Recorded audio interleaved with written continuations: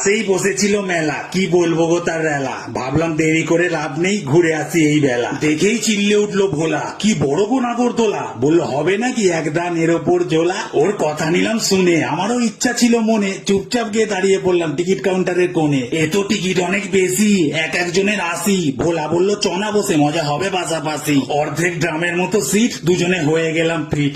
ভোলা বললো আস্তে ঘোরাবে না হলে ছুঁড়ে মারবো ইট। বেশ লাগছিল মজা, নাগরদোলা উঠছিল সোজা, উপর থেকে মানুষগুলোকে নিচে যাচ্ছিল না গো বোঝা। যেই ভর্তি হলো লোক, আমি গিললাম ঢোক। সবাই এবার চিল্লে উঠলো, এবার জোরে ঘোরানো হোক। যেই ঘুরতে লাগলো জোরে, আমি বসলাম ভোলাকে ধরে। শরীরটা আমার কেমন হচ্ছে, যাবো নাকি গো মরে।